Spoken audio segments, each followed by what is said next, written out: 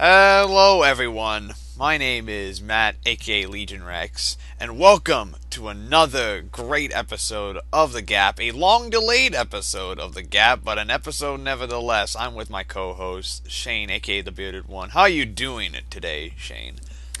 Shane and Matt are complete strangers living separate lives until they suddenly switch places. Shane wakes up in Matt's body and Shane in his. This occurrence happens randomly, and they must adjust their lives around each other. Yet somehow, it works. They build a connection by leaving notes for one another until they wish to finally meet.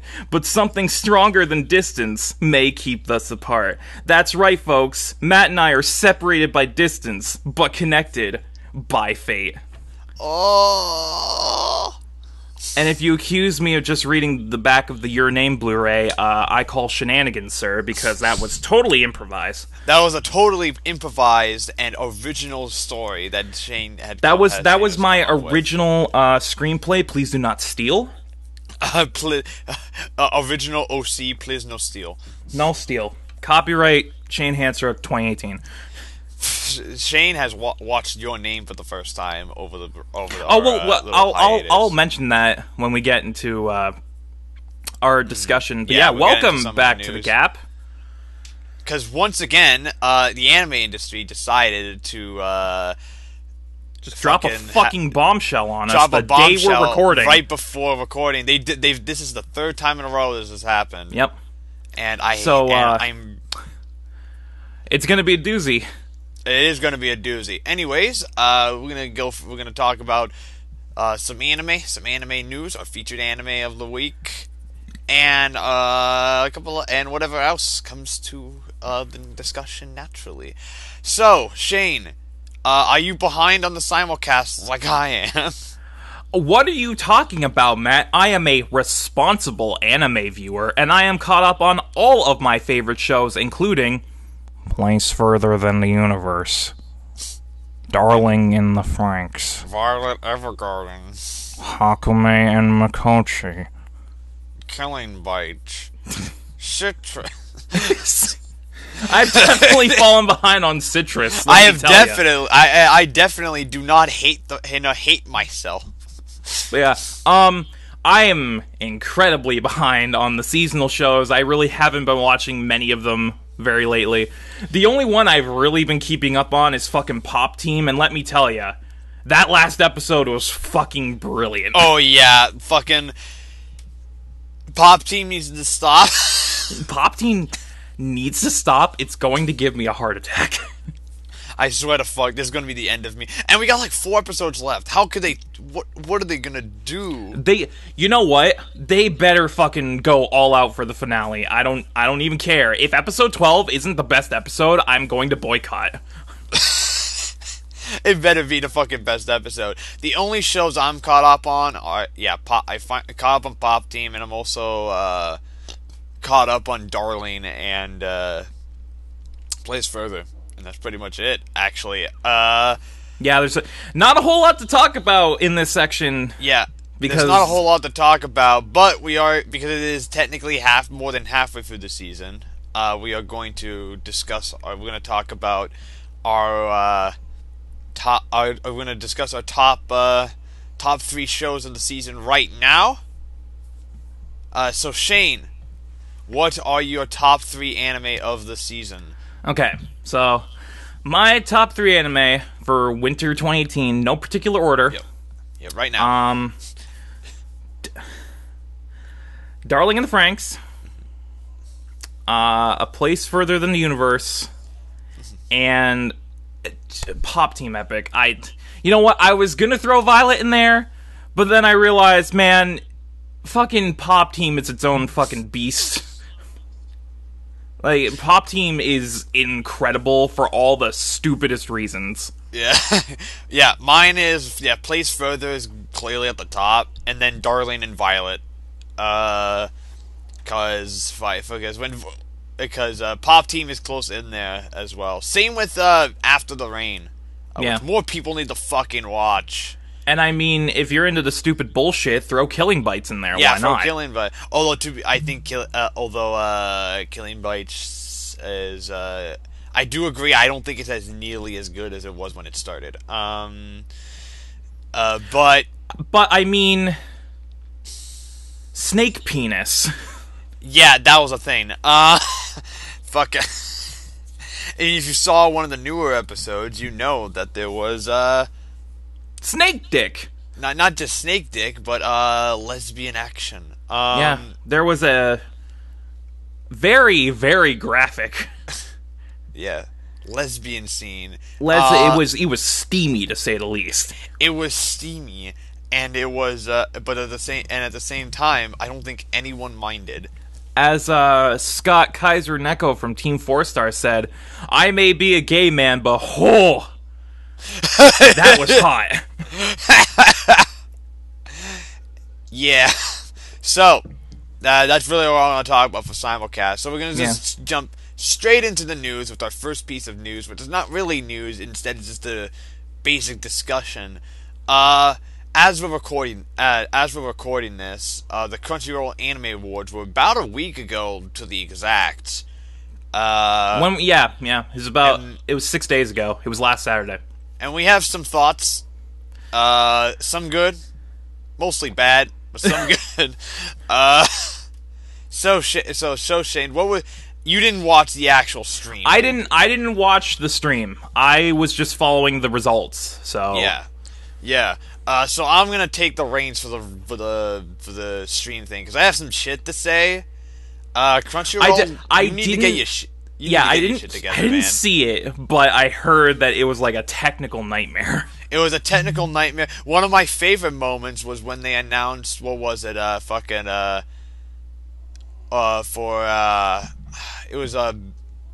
fucking best score they gave to Made in Abyss, but instead they accidentally showed Peace They Sign played the fucking My Hero opening. They played My Hero, and not the soundtrack to My Hero, the fucking opening, and it said like best opening and everything.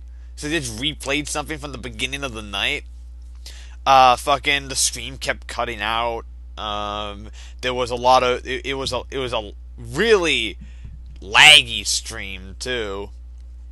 Sound would just leave every once in a while. It was pretty bad. So Crunchyroll, and this happened last time too. So Crunchyroll, get your shit together.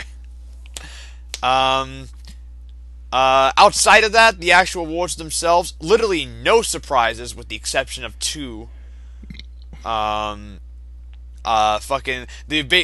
only real surprise was Made in Abyss winning best anime of the year, which I'm actually really happy with, albeit I did not expect it to win, considering everything else that was happening in the night.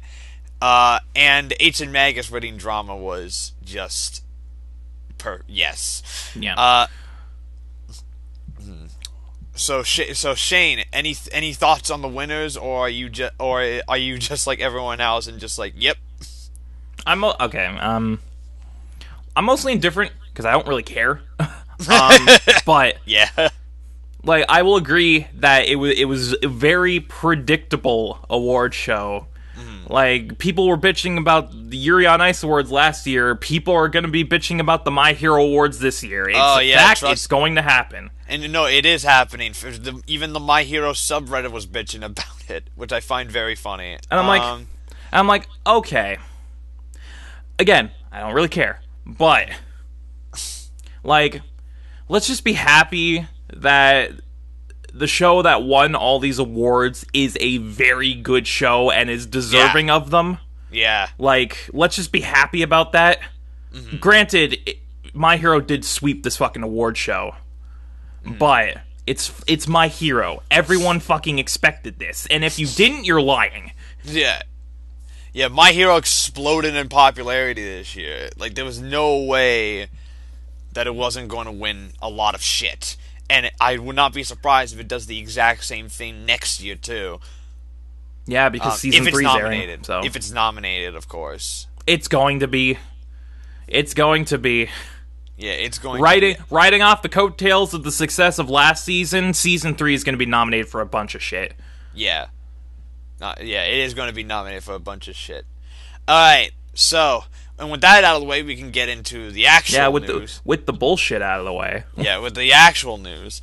Um, so a couple of podcasts ago, we discussed is it wrong to pick up girls in the dungeon at a big announcement, and we've been waiting anxiously, or in our case, I mean, not so anxiously. I haven't been. Yeah, same.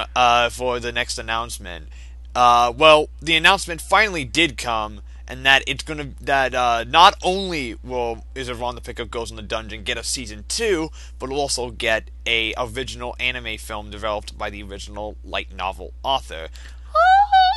The G.A. Bunko 2018 Hyperion stage presentation at the Wonder Festival event announced on Sunday that Fujinino Omori's and illustrator Sujihito Yasuda's Is It Wrong to Try to Pick Up Girls in a Dungeon light novel series is inspiring a second anime season and an anime film. The film is titled Dungeon no Dai no Moteru no wa Machikiru Dadoka Arrow of the Orion, or in English, Is It Wrong to Pick Up Girls in the Dungeon, Arrow of the Orion. The film presentation reveals the film's visual and also reveals that the film will have a completely original story written by the original light novel author himself. The Twitter account for G.A.P. Bunko teased last month that the franchise was getting a new project. No other announcements on whether or not JC staff will be returning to animate the show or not. So, I'm not gonna lie, I am very surprised that it's actually getting to season 2. Yeah, honestly, because like, I don't think anyone associates Is It Wrong to Pick Up Girls in a Dungeon with quality. I mean, there's a couple of people. It has its fans, but like, it's one of those. It's definitely one of those shows that came out, made a huge splash, and then never one ever talked about it again. It was one of those shows that really was part of the. It was part of the simulcast seasonal stuff where it was the biggest show of the season, but then nobody cared afterwards. Probably because it wasn't that great. But I'm very surprised it's getting the second season, which means there must be some demand for it, at least in Japan. But what's really surprising, too, is the fact that it's also getting a fucking movie. Yeah, it's getting a movie, too. Not a recap, either. Yeah, an original anime film. Yeah. I mean, I'm guessing for fans that this is probably, like, ecstatic news. I'm happy for them. But I'm not the biggest fan of the franchise. I'll still check out season 2 at least. Because when season 1 was good, it was good. It just had a lot of problems. So I will definitely at least check out the first episode or so of season 2 to see how it is. But other than that, I don't really have any interest. Sadly. Yeah, I'm in the same boat. I haven't read any of the light novels. I haven't fucking watched season 1. I literally don't care because I don't know anything about the series. Yeah. I'm sure the light novels are good. But the show did nothing for me. So, but yeah, no. But we'll at least keep an eye on season 2 and when it inevitably comes out, probably later this year.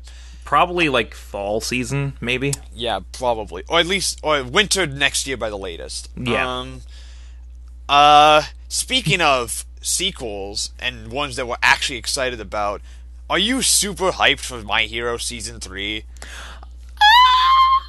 That explains everything. Well, they just announced who will be performing the opening theme and ending themes for My Hero Season 3. This year's 13th issue of Weekly Shonen Jump magazine announced that the new theme song artist for the upcoming third television anime season, based on Kohei Horikoshi's My Hero Academia manga, on Monday. Overworld, who did the openings for Heroic Legend of Arslan, Bleach, and Blue Exorcist, will perform the new opening theme song, and Miwa, who worked on themes for Flying Witch and Silver Spoon, will perform the new ending theme. The new season will premiere on April 7th and will remain in the same time slot that the second season held.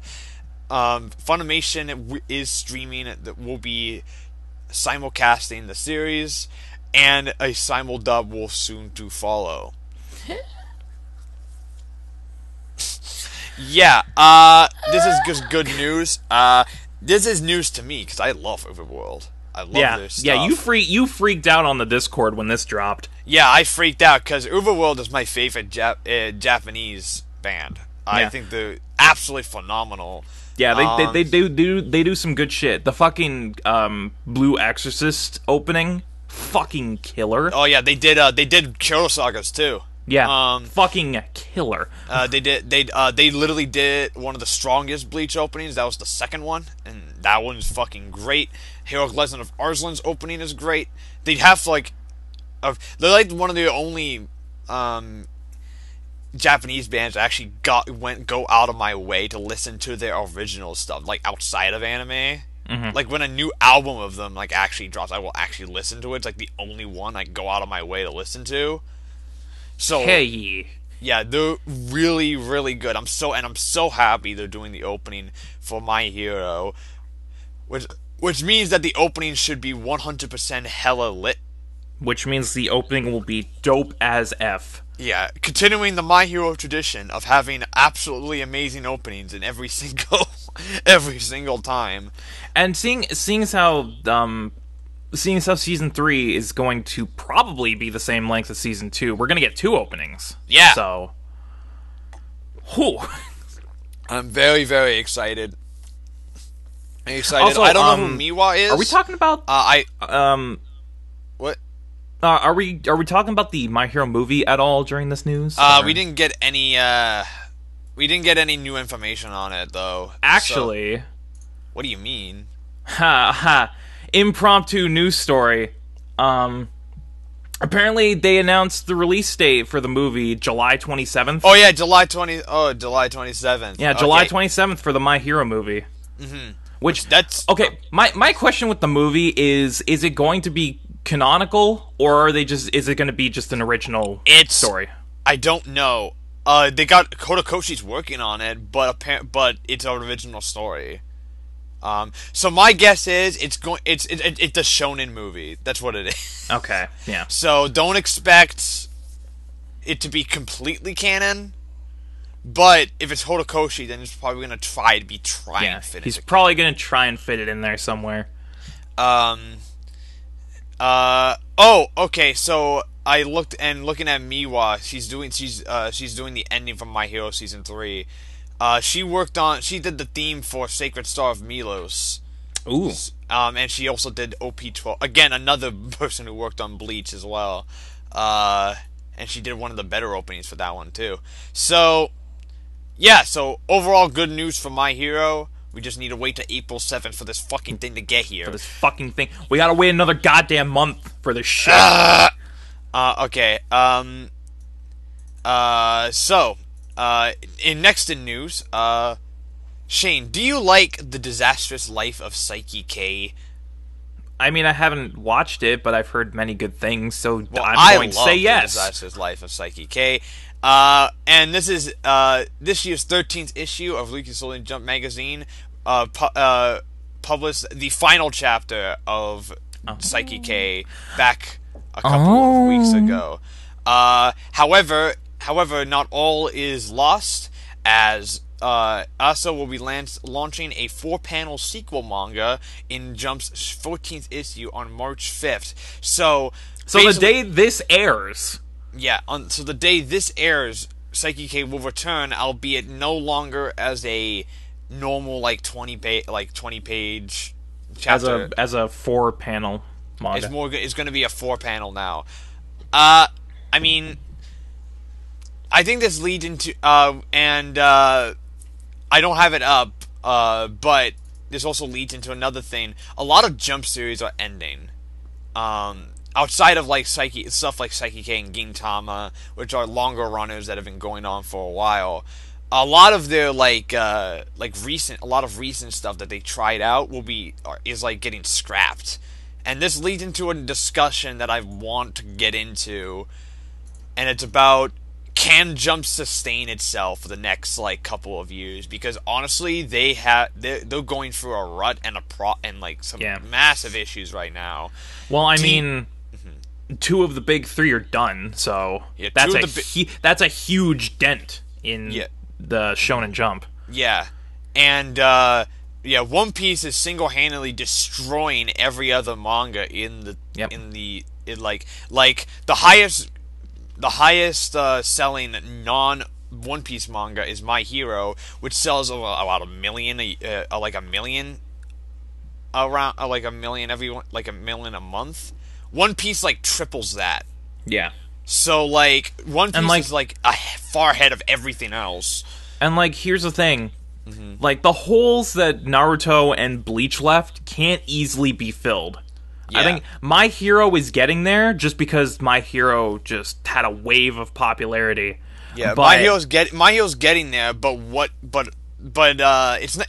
The thing is that even My Hero is not even selling as well as Naruto did during when it was growing in popularity. So no, My Hero can't sustain Shonen Jump on its own. Yeah, My Hero and One Piece can't sustain, and it's not like everything else is doing horribly, like Food Wars, Black Clover, Promised Neverland. Those are doing pretty well for all things considered. They're making money. They're just not making the money Jump needs to sustain itself. Yeah, it's just the things that made Shonen Jump what it is are gone. Other than One Piece. Jump and like a bunch of their original stuff is leaving, and there's a lot, and doesn't help that one of the most popular new series that's getting like really popular, Promised Neverland, is apparently already halfway done and will be done in the next couple of years. So like, what do they do? Do they need? My guess is, and Shane, this is going to be kind of this is a question going forward. Do you think Jump needs to evolve? Well, I think any long-running publication needs to evolve to stay relevant. So inherently, yes, they do. They need to either update their model, or they need to find works that can help sustain them going forward, like Bleach and Naruto did. Yeah, they need to stop. What they really need to do is they need to stop making the fucking allowing Naruto clones to get allowed in. That's what's happening. And even Boruto can't Boruto, and the thing is, Boruto makes a lot of money, but Boruto is monthly, so Boruto can't. So Boruto obviously can't sustain it. Like the only reason both My Hero and Black Clover, which by the way, which both started off as obviously inspired by like Naruto and classic shonen, the only reason those did really well was because they came out like immediately after Naruto wrapped up. Yeah. So they were on the wave of popularity. So they were able to actually like get like those fans on board as quickly as they could. Yeah, everyone just kind of naturally transitioned over. Yeah, so they came out at like the right time, but we're still getting stuff like that now. We're still getting like stuff like Black Clover and fucking My Hero, and honestly, I think the time for that type of shonen is dying. Like, we need, like, even My Hero realized that My Hero is not a basic shonen anymore. And for those who've caught up on the manga, My Hero has really just... My Hero with the overhaul arc has stopped being like a shonen... It's still a shonen, but it's stopped being a classic shonen. It's evolved. So, like, even that realizes they need to start changing their shit.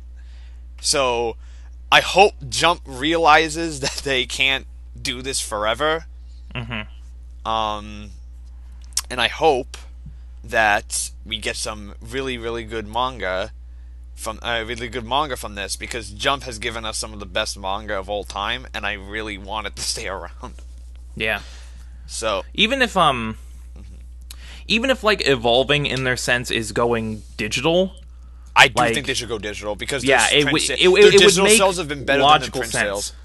Yeah, it would make logical sense for them to go digital. That way they don't have to spend all the money to publish physical media. Like, and that's a lot coming from me, because I'm a physical media guy. I like having, especially with manga, like the volume in my hand. So I get it's easier said than done, but if they do want to stay relevant and on top of their competition, maybe it's something they need to consider. That's something they need to, especially since the online sales are better than, and plus with the age of piracy in Japan being as bad, for manga especially being as bad as it is, going digital will actually probably help them, because the biggest issue is that manga in Japan is just as expensive as it is here over here. Yeah. And not everyone can afford a weekly subscription to Shonen Jump. So what they can do is make it basically switch to online, basically make like, okay, you have a subscription, you have like a monthly subscription to like the website for Jump, and you can literally just get all the manga like every single time a new chapter comes out. And it'll be easier on people, and they won't resort to piracy as much. Plus, you could Jump could do what I think it wants to do and expand into the international markets with an online store. They tried the print Jump in the North America for a little bit. It lasted for about 5 years, but then died. So I think if Jump needs to go online, and they also need to start looking at international stuff if they want to actually make their cash. But we'll continue covering Jump's changes as time goes forward. If you want like a more in-depth analysis of Shonen Jump and how it's doing, I suggest fucking Super Eye Patch's Wolf. Yeah, Super Eye Patch Wolf's video on it. Yeah, he covers like the exact same shit we covered, to be honest. But his video on it is absolutely excellent. So, moving on. Netflix is killing it with their anime licenses and original series recently. Yeah, and they announced there's two major things for Netflix we want to cover. The first off is the big announcement that the highly critically acclaimed anime film In This Corner of the World will be released on Netflix on March 15th. Netflix announced on Monday that Suno Kabuchi's and Mappa's In This Corner of the World film will be available on Netflix in Japan, the United States, Canada, and some countries and territories beginning on March 15th. Suno Kabuchi, who is the director of My Miracle and Black Lagoon, wrote and directed the film, and Genko and animation studio Mappa produced it. The anime sold more than 2 million tickets in Japan since opening on November 2016. In this corner, I've been waiting for this film to hit Netflix for a while. Yeah, I have no idea what this is, so explain it to me. Funimation describes the film. The award-winning story of In This Corner of the World follows a young lady named Suzu Orano, who in 1944 moves to the small town of Kure in Hiroshima to live with her husband's family. Suzu's life is thrown into chaos when her town is bombed during World War II. His perseverance and courage underpin this heartwarming and inspirational tale of the everyday challenges faced by the Japanese in the midst of a violent, war-torn country. This beautiful yet poignant tale shows that even in the face of adversity and loss, people can come together and rebuild their lives. So it's another Hiroshima anime, which I'm surprised we have a lot. We have a lot of that. But I've heard very good things about it, and I really want to watch it. And it's the type of, and it was also one of those anime films that people agreed was probably snubbed by the Academy. So another one of those. Yeah, because it was sent for because it was submitted, but Funimation did not give the money they needed to actually market it properly. Which happened with Your Name, too. They did the same with Your Name, so Funimation, stop. Funimation, spend more money on this shit, please. Go buy Your Name on Blu-ray, it's really good. We'll get to that stuff in a second. The other big Netflix news is that on the day we are recording this, there is a new Netflix anime that has come out called Be the Beginning. It's one that's made by Production IG.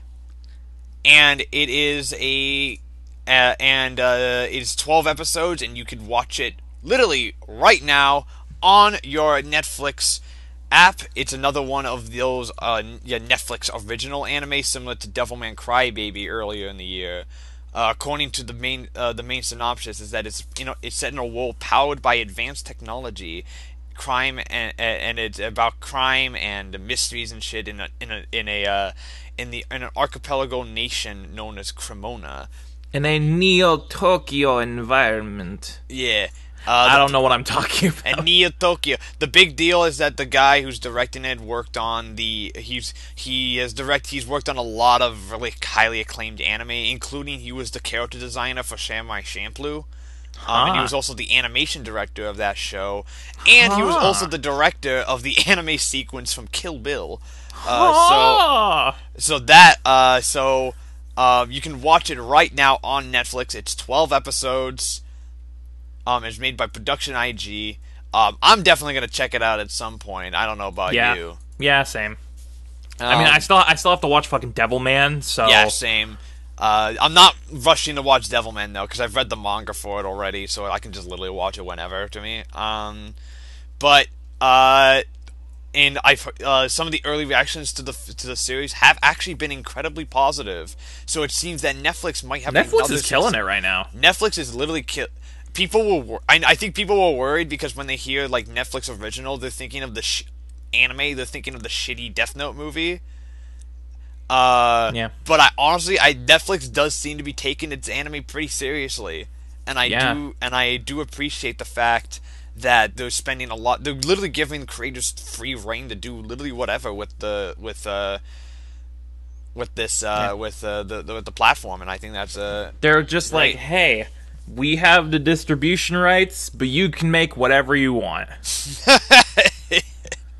You can. And then Neo Yokio happened, and Yeah, and then Neo Yokio happened, which is technically not anime though. So. Yeah. Yeah, but I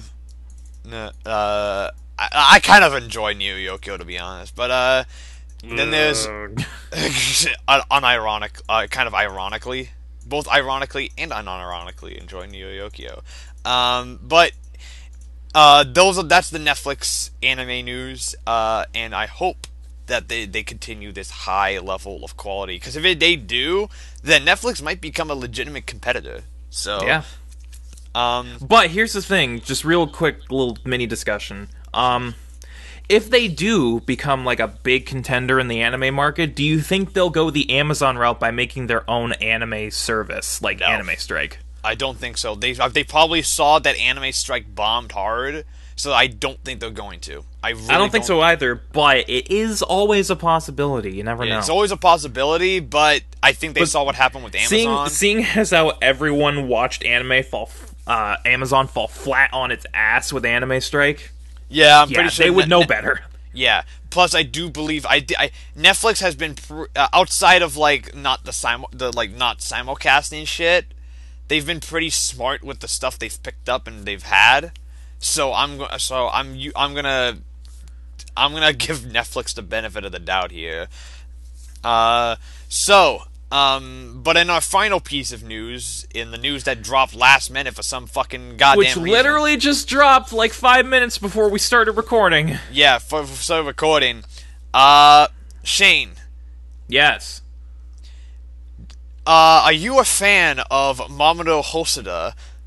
Mamoru Hosada, the creative genius behind such films as The Girl That Leapt Through Time, The Boy and the Beast, Wolf Children, and many more? Summer Wars, Digimon the movie. Yes. Yeah, and that's not a lie, you worked on Digimon. You fucking know that, don't ask me that shit. No, well, the trailer for his new film dropped, literally 2 seconds ago. 2 seconds ago. Studio Chiozu began streaming a new teaser trailer for Mamoru Hosada's new film, Mirai of the Future, on today. The video, which has English subtitles, reintroduces the main characters Kuchan and Mirai. It also reveals new characters. The film will open in Japan on July 20th. July 20th. Although, to be fair, it had a May release date, so this means that it got delayed. They pushed it back then. They pushed it back. The movie has a 100-minute runtime.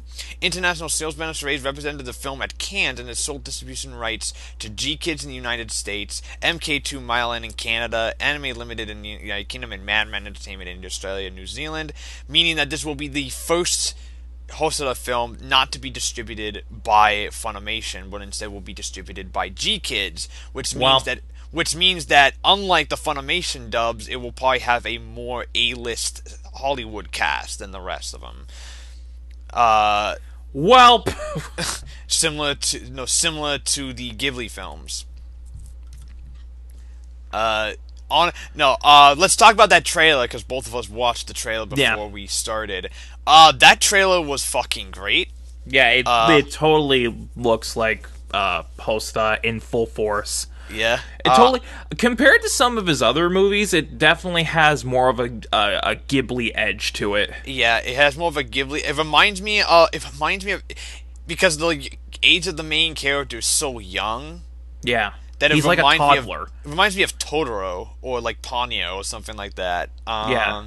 While the time travel stuff is like very Girl Who Left Through Time-ish. It's totally Girl That Left Through Time influence. Yeah, I do think that this does also look a lot more, how do I put it? It looks a lot more family friendly than some of his other stuff. Yeah. This definitely looks more like not a bad thing at all. I don't know if the Wolf Father will die in the first 15 minutes in this one. I don't know whether or not a boy's gonna get his ear slashed by a wolf, and have blood everywhere. I don't know if this movie will have a giant fucking shadow whale. Shane has watched almost every Hosoda film in like 2 days. In the last week, I have literally watched like a majority of Hosoda's films. The only one I have left is Summer Wars, and I gotta say, all of them are 10 out of 10 material for me, except for one thing, which does relate to Mirai of the Future. I loved The Girl That Leapt Through Time. It was a perfect movie for me, except for the time travel aspect, because to me and everyone else, this is common knowledge. Time travel is such a unique circumstance that it is very easy to mess up. And I didn't feel like Girl That Leapt Through Time messed up its time travel aspect, but I felt like in the context of the film, it wasn't fully utilized, I think. I felt like, in terms of the movie, like, it was kind of inconsistent at points, because they really didn't properly explain the rules of the time travel. They're just like, hey, you can go back in the past for a certain length. That's cool. But then Chiaki comes from the future, and then he can use his time leap to go back to the future. But up until that point, you've only shown that you can only time leap into the past. So it's like, that's why it's not 10 out of 10 for me. Because the time travel was inconsistent, and they didn't explain the rules properly. The only reason I didn't give it a 10. Otherwise, I fucking love it. That makes me kind of concerned for this movie. Like, how is the time travel going to work, and how is he going to incorporate it into the narrative? Is he actually going to explain it? He sent it, according to Hosoda, it's going to take place mostly in like one location, like one city, and like not have much time travel. It's literally like someone just comes from the future, and that's it, basically. Good, because if he keeps it simple like that, I don't really have many things to worry about. Yeah. I honestly believe, like, my favorite Hosoda film is still Wolf Children, and this seems to be tapping into, like, the same ideas of Wolf Children. Yeah, it definitely has, like, family thematic value to it. Yeah, fucking Wolf Children, if anyone in the audience is going to watch at least only one Hosoda film, make it be Wolf Children. I mean, you should just watch all of them. Yeah, you should watch all of them. Like, all of them, because all of them are fucking incredible. But watch Wolf Children the most. Watch Wolf Children 4 times in the same day and destroy yourself emotionally like Matt did. I did that. First time I watched it 4 times in a day, cried every single time I watched it, and then I broke myself emotionally. Then I watched the commentary track the next day. Because I hate myself. But at the same time, it's an amazing fucking movie, and it's arguably one of the greatest animated films I've ever seen. So yeah, I can't argue there. Even if it isn't my favorite, it's still fucking it's up not. there. Yeah, it's not my favorite, but it's up there for some Ghibli, in my opinion. In a lot of like Ghibli and Pixar, it's like the top kind of tier. It's kind of interesting that this this new movie, Mirai, is not being picked up by Funimation. That's really interesting. Yeah. So, I'm not surprised G.Kids picked it up, though, because they're picking up a lot of anime films. Because they're the people who picked up the Ghibli license, because of course, as we they own all the this Ghibli happened stuff. before. So it's like when this gets released over here, it's not going to have a Funimation release. It isn't going to be put on Funimation Now, which sucks. Unlike the rest of his movies, which are all in one convenient spot. Yeah, but but since it's G.Kids, we can probably expect a faster international release. Actually, yeah, it's gonna have a widespread Blu-ray release. It's gonna be really accessible to find. Yeah, it's gonna be a lot more accessible than his other stuff, because G.Kids is gonna market this to like the general public, not the anime public. Yeah. So that's gonna be a big boost. Yeah. Like G.Kids are the people, because this happened long before the podcast we started out the podcast again, so we weren't able to cover it. But Disney actually lost all the rights to Ghibli stuff because they not because they like did something bad, but just the license expired. Yeah. And they chose not to renew it because this was also at the time where Ghibli wasn't sure if they were going to make a new film or not. So Disney was like, well, we're just wasting money if we just fucking buy it again, because we don't know if they're going to make another film, and we're making $1 bajillion off of Star Wars Episode 11. So let's go, so we'll just not get it. So G.Kids came in there and swooped in. We're making $1 trillion off of Redacted, a Star Wars story. Redacted. Joke's on you. I would totally go see a movie called Redacted, a Star Wars story. But our main character is literally a piece of cardboard. Our main character is a piece of cardboard, and you'll go see it because it's Star Wars. Because you're all idiots. Literally, you're the same way with Marvel, though. You'll go see anything they put out. G.Kids came in there, swooped in, picked up all of Ghibli's catalog, with the exception of Grave of the Fireflies, which is currently licensed by Sentai, and The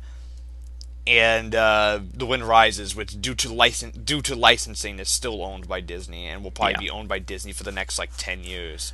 Yeah.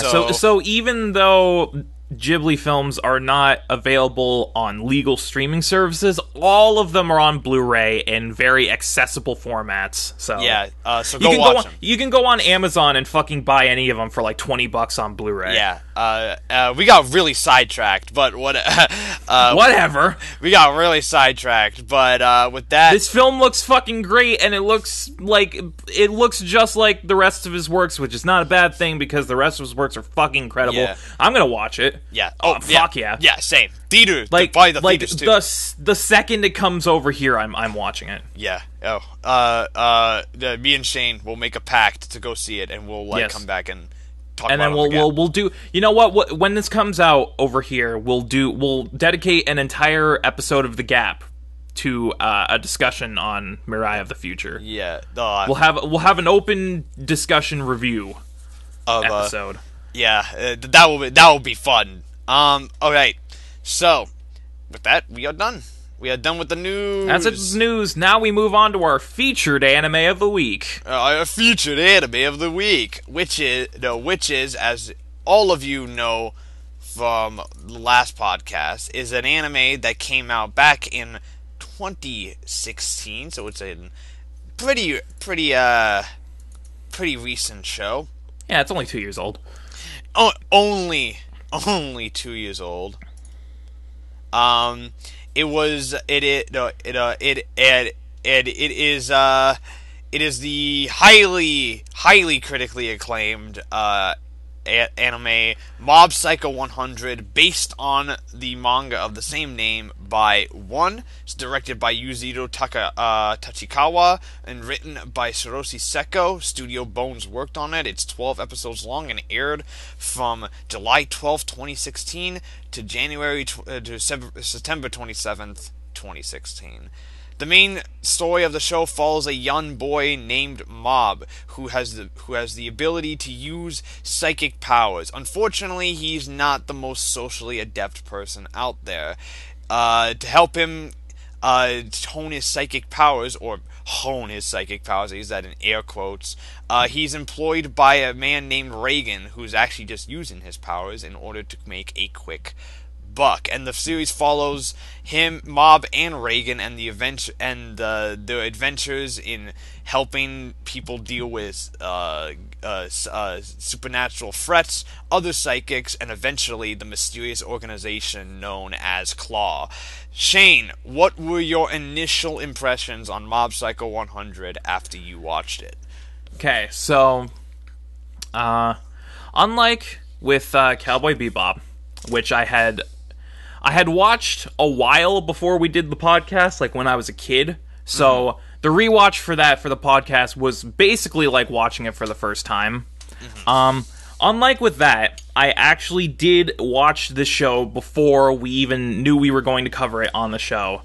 I just watched it on a whim because it was one of those shows that was on my list for the longest time. Because I knew it was fucking One, and any of you who know One knows he did One Punch Man, and I fucking love One Punch Man with a passion. So I knew I had to watch this at some point. And so when I did, I knew the gist of it going in. I knew it was going to be really quirky and kind of dumb, like, you know, One stuff usually is. But goddamn, this show's fucking great. It really is. It really is. Like, I love, above all else, aside from the great characters, aside from the incredible action scenes, the thing I love most about this show is the way that Bones handled its execution. Because, unlike with One Punch, which had a professional manga remake that the anime was based on, with professional artwork, there's no such thing that exists for Mob Psycho. All we got is One's shitty webcomic that looks like ass. So, I really love the way that Bones handled the execution of the show. It really captured the offbeat, quirky nature of the original comic, and it's basically the comic. Like, it looks exactly like the comic. It's kind of shitty, but it's really endearing and charming. It's kind of shitty, but it's really hard to do good shitty. So yeah. So I really respect the way that Bones went about this, because every aspect of the show really pays homage to the original webcomic in just the best way possible. Like, even though like the style, because it's obviously based on One's webcomic, which looks like utter shit, it kind of does inherently look like shit, but at the same time, it looks fucking phenomenal, and I don't know how they fucking did it. The animators at Bones are like fucking wizards or something. I don't know, man. Yeah. Mob Psycho 100 is one of those series that I watched as I was extremely excited for it, because, like you, I'm a huge fan of One Punch Man. So when this show was coming out and I heard about it, I was like, someone described I made that noise exactly. I was excited for it because someone described to me as One Punch Man but with psychics, and immediately I was like, okay, I'm gonna watch the hell out of this. But there are psychics in One Punch Man. I know, but like, no, that's a good talking point, because when you compare the two, they are, like, at their core, basically the same fucking show. They're at just their core, executed a little differently. no, they're the same show, but there's, in terms of narrative, they're like the exact same, but in terms of tone, they're so vastly different Yeah. that it's like hard to actually compare. We'll get into that in a second. Once we go into like the more in-depth discussion, we'll talk about that. But Mob Psycho 100, I watched it as it was airing, and holy shit, it blew most shows that in 2016, which, let's be honest here, was a fucking fantastic year for anime. Yeah. Mob Psycho ended up being a standout.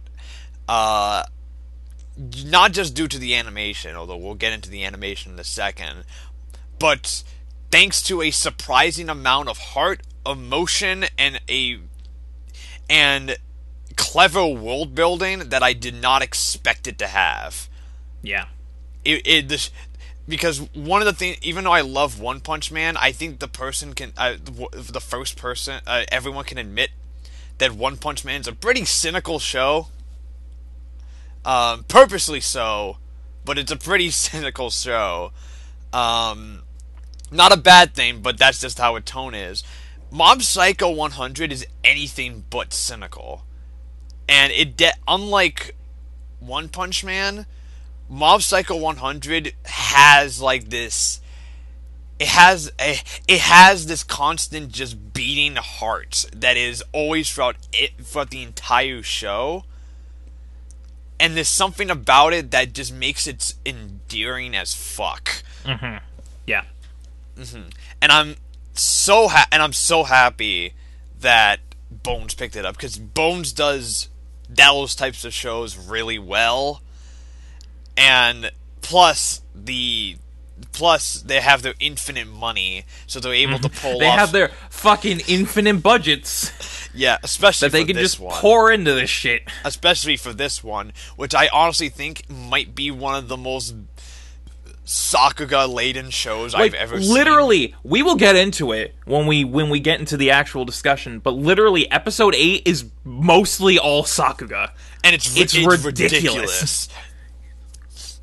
But we're gonna get into it with Shane. We're gonna follow a similar format as before.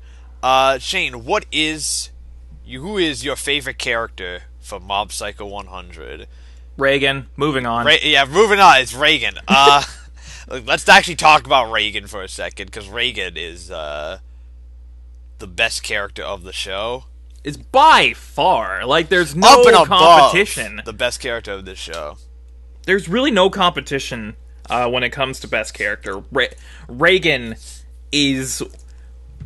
Not even joking. REIGEN is one of my favorite characters in all of anime. Yeah, REIGEN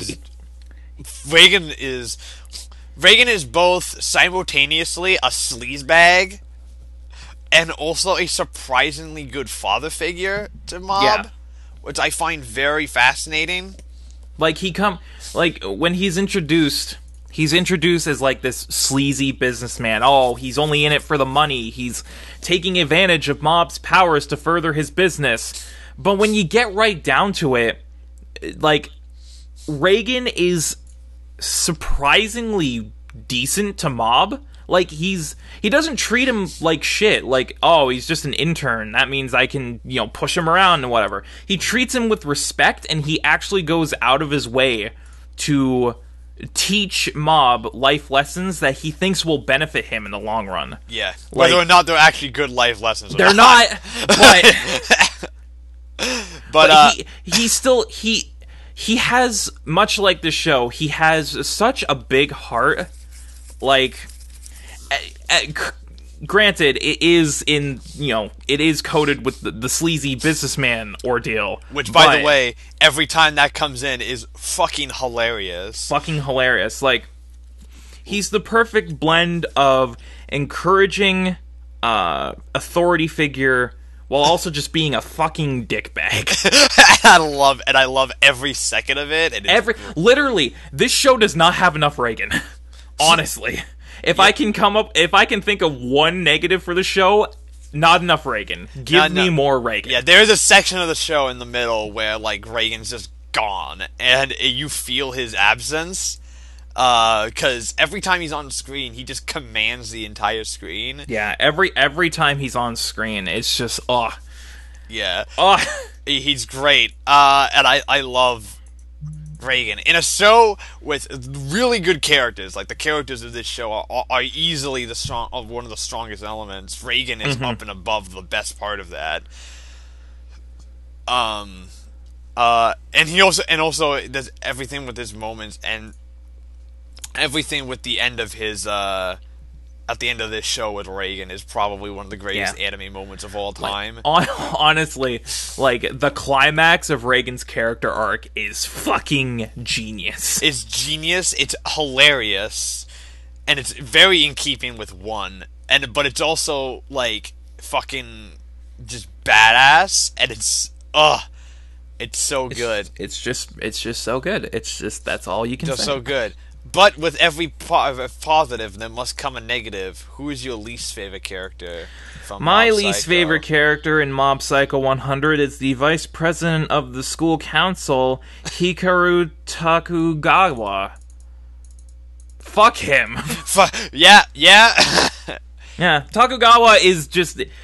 He is portrayed as a dick and nothing but a dick, and you really feel it every time he is on screen. Yeah, like... He is basically the exact opposite of REIGEN, if you really think about it. Yeah. Like he has no heart, no soul. He does nothing with his in his position of power to encourage other students. He's just a dick and nothing else, and I hate him and I wish he would die. Yeah, he's pretty much just out of a cast of surprisingly like well-developed characters. He is like one of the only characters of the show that legitimately feels like he was just thrown in there to fit a role. Yeah, from what I understand, his role is expanded. Like after the anime wraps up, his role starts really getting expanded on. So, well, I hope we get season 2 to find out about that. Yeah.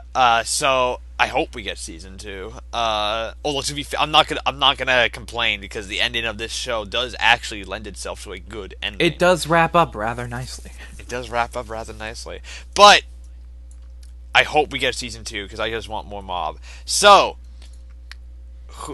Shade, here's the hardest thing. Actually, not really hard because we both have the same answer. What is your favorite episode of Mob Psycho 100? Episode 8. Moving on. Episode 8. The older brother bows. Destructive intent. We mentioned this earlier. This is the episode where basically like 80% of it is just all Sakuga, and my fucking god.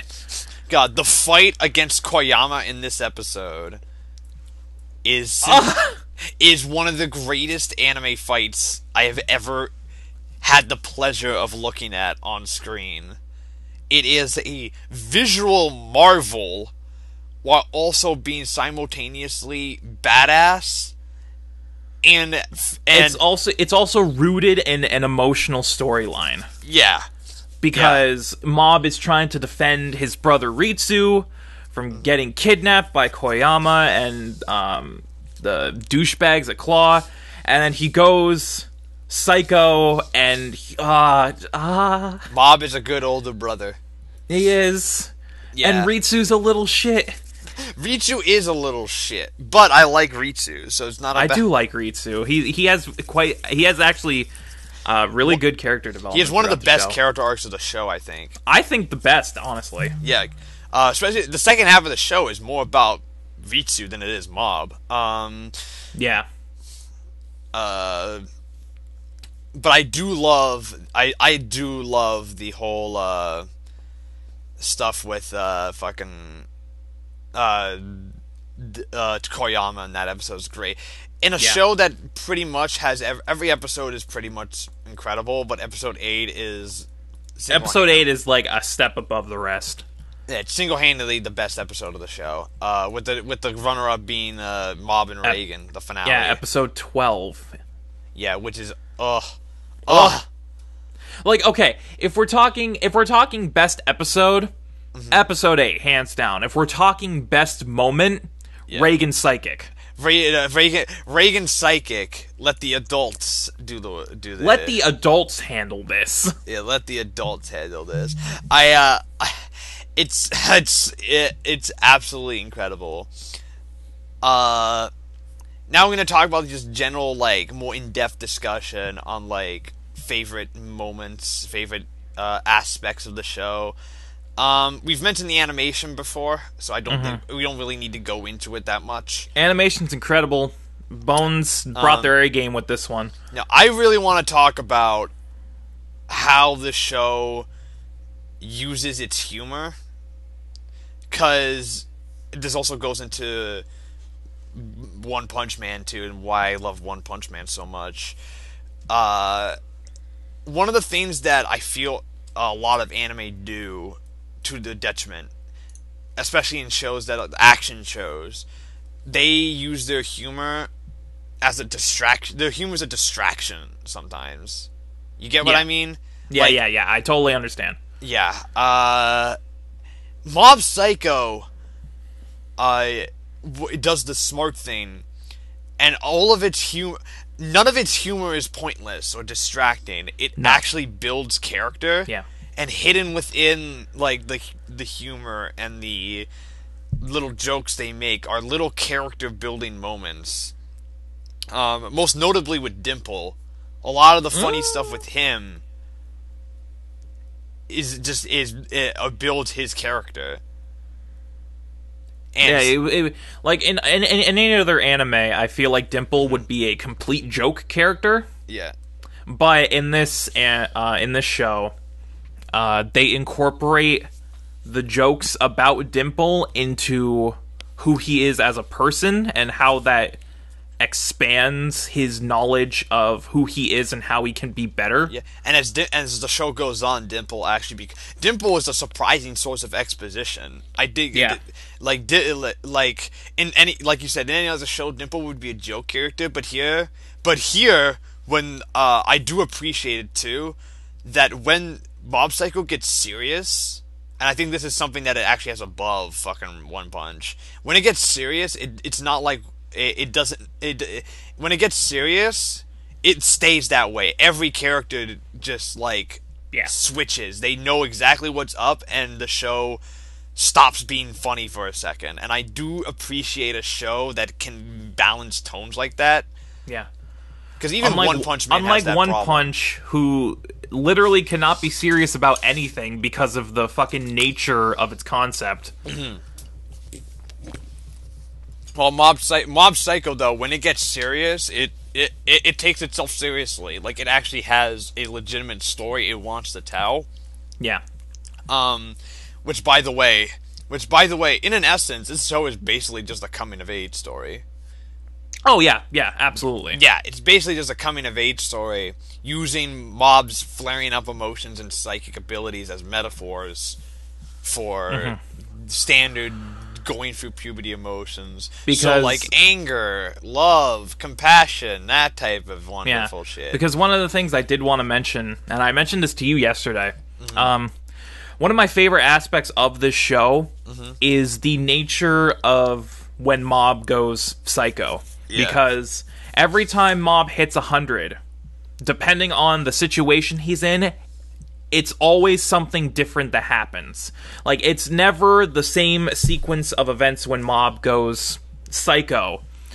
It all is based on the emotions he's feeling in that moment, and thus it has a different effect on him. And I love that aspect, because it not only tells a great story and adds to Mob's character, but it also adds variety to the show itself. Because I feel like because Mob goes psycho a handful of times in the show. Like only 3 times. The show is surprisingly... It doesn't, like, in any other show, it would have used it, like, every episode or something. Yeah. But this show, it only uses it every once in a while. So when it happens, it just feels like it's impactful. Yeah. And I feel like if they didn't go in that direction and it was just the same thing that happened every time, it would have it would honestly be a detriment to the show. Because it wouldn't have the same emotional impact, and it wouldn't have the same character building for the Mob. same thematic building too. So like I love how even though I love even how like even though even when he's not at 100, Mob's attacks are so like varied. Yeah, you could basically do whatever with it. I also love how like so Mob Psycho uses psychic powers in the same way that Fullmetal Alchemist uses alchemy, in that they're not actually psychic powers. Like some of the stuff here is like that's not a psychic. But the amount of attacks and psychic abilities are so like there's so many different types. Yeah.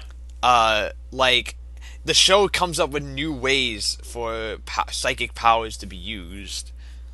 Like fucking, like there's a scene in episode 8 when Koyama has like the spiral around his arm. Like that's not. Yeah, and he uses that's not psychic. Yeah, but it's awesome. We don't care. It's awesome, but it's not psychic. Yeah, that ain't accurate. And I love. But probably the aspect that hit me the most outside of the animation in terms of technicals was the music of the show. It's got a great score. Great score. Kenji Kawai did the music, and Kenji Kawai is a fucking genius. That's all you need to know about him. He's best known for his work on Ghost in the Shell. Mm-hmm. The original Ghost in the Shell. But he also did Higurashi. He did Fate, the original Fate. He did Pat Labor. He worked on fucking Devilman back in the 80s. Older Devilman. He did Gundam 00. He even did he also did the soundtrack to the original Japanese Rain in back in the 90s for the live action. Oh. And he also did the soundtrack for the Japanese Death Note movies. Well, shit. And IP Man. Which, by the way, speaking of, if anyone has not seen IP Man, fucking watch IP Man. Donnie Yen is the greatest, and I love him. So, but again, with every positive must come a negative. Do you have any nitpicks or criticisms about Mob Psycho 100? Because I actually have one, but we'll get into it in a second. I mean, outside of there not being enough Reigen, of course. Not being enough Reigen.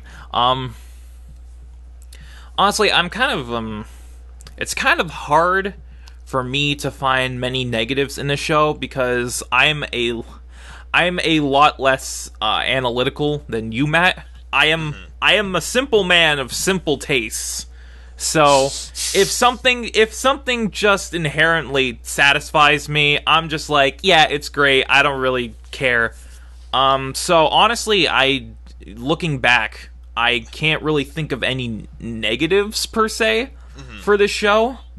I'm sure there are like little nitpicky details if I went back and watched it again that I could probably point out, but as it is right now, other than not enough Reigen, yeah, I really don't have any nitpicks. Yeah, I don't have any real big criticisms either. On a technical level, and an emotion and a thematic level, this show works basically perfectly, so I don't really have any issues there. My only real nitpick, and this is not the show's fault, so I cannot dock the show for this. It's just the way it was made. Claw feels like an afterthought. Okay, yeah, true. I can agree with you there. Claw feels like an afterthought, and Claw feels like they're not well developed enough, and the stuff with them is unresolved. Yeah. Claw feels like they were just thrown in there to fit the archetype of a antagonistic force for the show. Uh-huh. Honestly, other than that, yeah, I agree with you 100%. Now that I think about it, yeah, Claw is just kind of really pointless in the grand scheme of things. Yeah. Here in the manga, they have after this section, they get bigger roles and stuff. who knows? As for the show we're talking about right now, they do feel they could have been cut out and replaced. What they could have done is they could have literally just made like one evil psychic the bad guy and have the exact same things happen. They did Claw. They didn't really need a whole fucking evil organization. Mm-hmm. Yeah, I do like it though that they're literally run by a whiny kid. I think that's kind of funny. That's kind of interesting. That does. It's also funny because because I think it's meant to be like a parody of the fact that most villains are basically, when you get down just to whiny little kids. Are just whiny little kids. And I do think that's a very one thing. Yeah. Because every time he does something, it always makes fun of like shonen or seinen or something like anime, and that very much feels like that's his One Punch Man side coming out of the satire. And I think we should preface this. If you want to watch Mob Psycho, go. It's not a satire like One Punch. So don't go in it's very funny, extremely funny, but it's not a satire. But don't go in expecting it to make fun of everything. Yeah. Like the One Punch is a satire. This is yeah, hardcore satire. Yeah. And it's better than some of the stuff it's making fun of, which I find absolutely hilarious. Yeah, it's a phenomenon, man. I can't explain it. Yeah, we'll get to One Punch eventually. But since we don't, and any final thoughts on Mob Psycho that we haven't discussed yet that you want to cover? Yeah, I think for the most part we've covered everything other than the show is amazing, and if you literally have any outlet you can watch this show on, watch it. Buy the Blu-ray, as our Lord and Savior Reagan once said. Yeah, buy the Blu-ray, buy the manga, buy the Blu-ray, buy the manga, watch it on Funimation. Just watch the show, because you will regret it if you don't watch the show. If you like comedy, if you like action, if you like emotionally impactful moments in anime, this show is for you. So just watch it. Yeah. I do love the one thing I do want to bring up that I haven't mentioned yet is the opening is absolutely amazing. Oh my god, yes. The opening and ending. Yes. Actually, that's one thing I wanted to mention. Now that I think about the ending, this is going back to the production side of things, but again, I love the way Bones executed this, because there are so many aspects of multimedia usage in this show that are just really well done. Because I was just reminded of that thinking about the ending. Because there are those points, like the ending, where it's like painting on glass animation. That must have taken fucking forever. Oh, that had to have taken like weeks. Yeah. But like, I really love the commitment to the show in that aspect, because that's not the only time in this show where they take advantage of multimedia. Mm-hmm. That just goes back into me gushing about how Bones handled this. Like there was that one character that Mob is like in love with, who's actually animated normally, unlike the rest of the cast. Yeah, she's like actually anatomically correct and everything, and it's like which makes it all the funnier. Yeah. But yeah, like, wow, Mob likes a real human. I do think we're done here, though. Yeah, I think we can wrap this up. We can wrap this up with final scores. What is your final score for Mob Psycho 100? I think I'm going to agree with you here. I think I'm going to give it a 10. A 10? Yeah. Yeah, I'm going to give it a 10 too. I think that Mob Psycho, the reason why it's so good and why it works so well is, again, due to its strong animation, leagues of heart, great action scenes, and stellar character work. It's definitely one of the best like pure shonen shows that have come out in the past couple of years. And if you guys have not seen Mob Psycho 100, please fix that. It is absolutely incredible. And let me just preface this before we end. When we say we give it a 10, that doesn't mean that it's absolutely perfect. Yeah, no. This show has problems, but when we give it a 10, that means that it is as close to perfect as it can possibly be. Yeah. and whether perfect means different things for different genres too. Yeah. Perfect different types of shows. If a show is trying to be one thing, and it does that thing exceedingly well, better than anything else, it's going to get a 10, of course. Yeah. So like Mob Psycho is not like Bebop. It ain't perfect, but what it does well, it does so unbelievably well.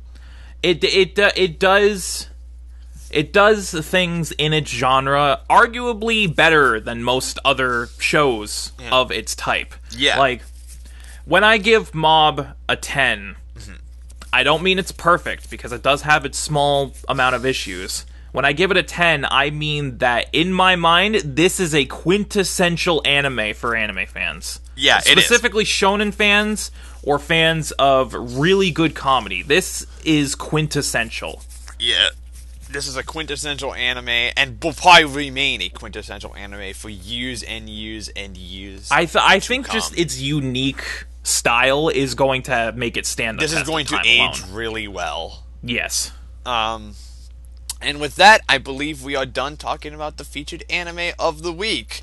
And oh god, now it's the fart I fear. Oh, jeez. it is time for Shane's favorite part of the show. Oh, my favorite Time for the part. random anime generator. How we do this is... If you guys aren't... Before you click the randomizer, if you guys aren't familiar with our format, 1 week, Matt picks the anime that we talk about, and then the next week we do a randomizer, which means fuck my life, right? Yeah, I picked Mob Psycho last week, which means that this week is randomizer.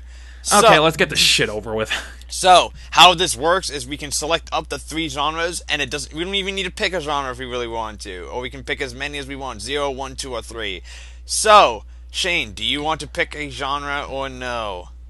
Okay, I feel like we've done 3 action shows in a row. We've done 3 action shows in a row.